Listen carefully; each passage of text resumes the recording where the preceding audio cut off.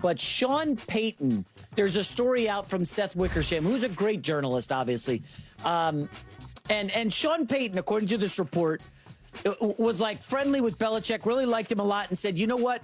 After Belichick left the Patriots, I was open to him coming to be the head coach in Denver. I would be the assistant just so Bill could win 15 more games and be the all-time winningest coach in NFL history. I would be the assistant, run the offense. Bill would be the head coach just so he could get the record. A, do we buy this? And B, can you text Sean after the show and be like, bro, is this for real? Well, if Seth wrote it and reported it, I believe it. It's too complicated and weird. Let's not play with history. If it happens authentically, organically, I don't think you play with history. That's like, Mark Gastineau being upset because Michael Strahan got the sack record because Brett Favre took a knee. Like just let stuff happen organically. That always feels better. 100%. J-Mac with the news. Yeah. This is something I actually wanted to address. First off, I have been meaning to produce a Denver Broncos video, and there has not been a whole lot of Broncos-specific content surfacing lately. So naturally, whenever the opportunity arises to create something focused on Denver, I am going to seize it. And on that note, I want to say this directly to Broncos country: please, do not forget to subscribe and watch the entire video from start to finish. That is unquestionably the most effective way to support the continued growth of this channel. It enables us to keep having the most level-headed, honest, and objective conversations possible about the Broncos.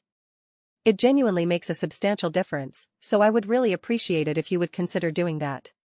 Snorts, but clears throat, I originally came across this on some kind of post, right? A lot of times, because I am the type of person who wakes up, grabs my phone like everybody else, and I just lie in bed for a bit, or sometimes it is very late at night, and I will see these posts before they gain traction in the morning. So, what has been happening more recently is that I do not always know the full clip. I do not always have the complete context. But I will see random posts about various stories, whatever they may be. Or sometimes I will catch the beginning of a video without even having the audio on, so I am just reading the subtitles. And so, I woke up either late last night or early. Why this morning, and I saw this, and I thought, what even is this? But, I do take it as credible information as well, right? Colin essentially adopted my stance on this, where I say, this is one of those things where if you heard it anywhere else, you would think, that cannot be true. That does not make any sense. But there is just no way that it cannot be true, right? There is simply no way. And, Snorts, I know Bill Belichick has not exactly stuck the landing at the tail end of his coaching career, whether we are talking about the NFL or college. But the man is undeniably an all-time great coach, a brilliant mind, and a brilliant defensive mind. Does he still have what it takes to be a head coach? I have no idea. Probably not, honestly, at this stage. Because it is a completely different skill set, different levels of priorities. His ability to construct a defense and excel defensively, especially in the NFL, yes, because college does not really interest me. That is a whole different animal. But I still believe that from a defensive standpoint in the NFL, he remains excellent. And, Snorts, this is where it gets interesting because I understand why coaches do not do this, but you should look at Brian Daboll and Robert Saleh. I think Brian Daboll is a fantastic offensive coach, but maybe not a great head coach. Robert Saleh, great defensive coach, maybe not a great head coach. We will see what happens now in Tennessee. And I find myself wondering, why do not you guys just stay united for years? Right? Just work together. You both went your separate ways, and it did not work out too well. Stay together. That is the biggest advantage Spags and Andy have had because Spags is clearly not angling to be a head coach, and similarly what the Eagles have now with Fangio. Mike McDaniel. I understand that someone like Mike McDaniel is still very young in his coaching career and will probably want another head coaching opportunity. But it is also kind of like, I do not know, stay teamed up in this scenario. Jesse Minter obviously left and went to Baltimore. And again, I do not blame these guys for wanting to become head coaches. But sometimes it is like, you know what? It is better just to unite and team up. Right? Like sometimes you are the CFO and you need a CEO. Sometimes you are the CEO and you need a CFO. Sometimes you need someone, right? Like when I was first trying to find ways to secure employment and get work, It was just about figuring out who has the things that I can contribute to complement what someone else brings to the table. In some ways, it is like, they handle all the math, they handle all the numbers, and I am happy to do everything else, or vice versa, whatever it may be. And you do not see enough of that. I actually talked about this a couple of years ago, ironically with the Chicago Bears, where I said it is really interesting because in many other businesses, you can shift things around. You can have, let us just use Robert Saleh as an example. You could have Robert Saleh be the head coach of the New York Jets, and that defense was legitimate, and we saw it completely plummet the moment he departed. And you think, okay, you know what? We are not liking this as a head coach. We are going to transition you to be a defensive coordinator, and then we will bring someone else to run the show. That is not uncommon in business. Businesses will do that. If they promote someone to VP of sales and it is not quite working out, they might say, all right, you are just fired now. Goodbye. See you. Or they might say, I do not think this is working. We think maybe you are better suited for something else. I do not really know the inner workings of businesses, but you know, snorts, it will be something else, okay? We will find something else for you. And you just do not really see that in sports at all. Head coaches, you know, even if they were, we know without a shadow of a doubt, this guy knows defense. He knows defense. He knows offense. We made you a head coach and we are like, this is not working. So you just straight up leave. You straight up get fired. You straight up get let go. And yeah, I think that actually holds some teams back. And again, I understand that people will say, well, once you are the head coach or this or that. I get it, but in a world where Sean Payton and Bill Belichick combine forces, it is pretty insane. Pretty ridiculous. Like really, really ridiculous. And there is some value in that. Even bringing Bill Belichick in there and working with Bo Nix, like I always quote this all the time because people will always ask, how did Bill Belichick help with Tom Brady? And it is like they had their weekly meeting where every single week Bill Belichick said, this is how I would beat you. Like this is how I would beat you. And that is amazing. Right? I guarantee you Tom Brady understands how to read defenses and process pre-snap, post-snap, all that stuff, so much more because of what Bill Belichick brought to the table. He constantly was like, this is how I am going to make life brutal for someone like you.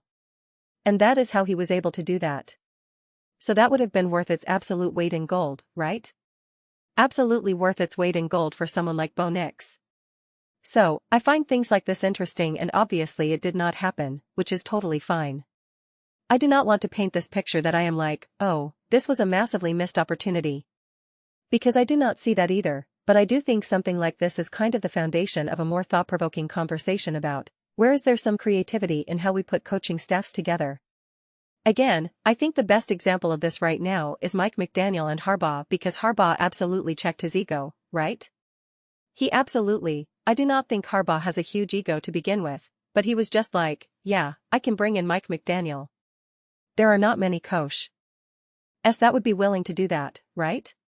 Because Harbaugh is the brains. Harbaugh is the engine. And now willingly bringing in another coordinator that people say, he is the super genius. He is, I love that.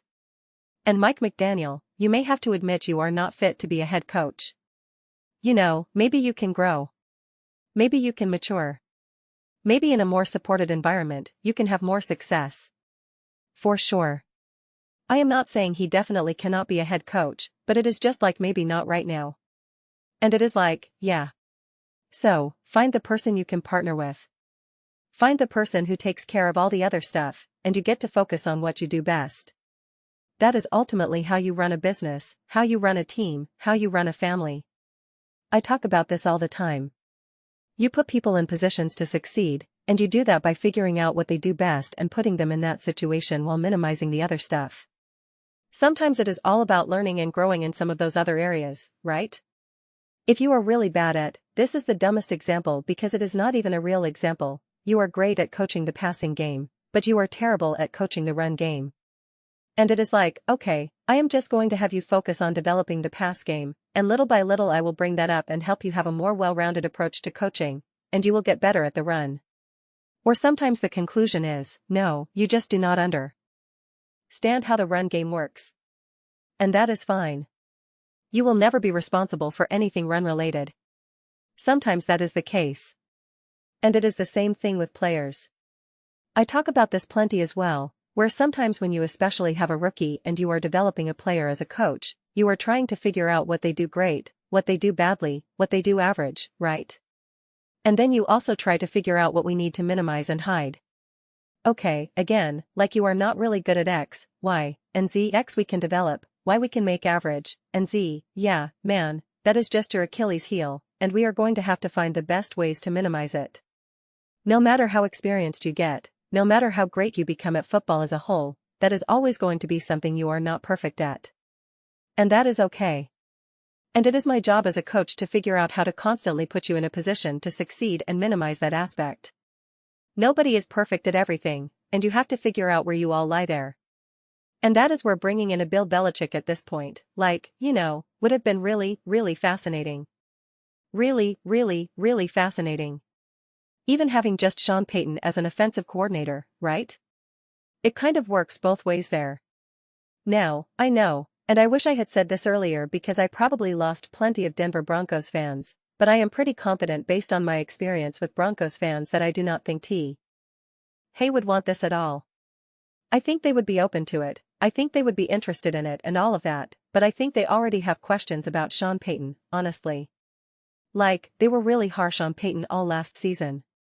So, I do not know about bringing in Bill Belichick with all the stuff he had going on, and I forget if officially in 2024 that stuff already started with his girlfriend and all of that. It is not stuff I would willingly want to have in the locker room or want that kind of attention. But that is just me. But if we are strictly talking football and nothing else, right? None of the other extra stuff. I think those types of situations would work really, really well, actually. And if we are really being honest with ourselves, the best situation really is to have an elite OC, an elite DC, and then an elite walk-around, manager-type head coach. Because then everyone just gets to focus on what they do best. And ironically, that is how you saw the Eagles succeed in 2014 so much. And then the Lions, because they had great coordinators on both sides of the ball, and they had a coach who commanded the locker room and worried about all the other stuff. And was able to talk to the media, take all the bullets, all that type of stuff. And it just allows the coordinators to do what they do best without worrying about anything else. But the problem is everybody always wants to be a head coach, and again, I do not blame them because the biggest problem with partnering is that you do have to collaborate with other people. You do.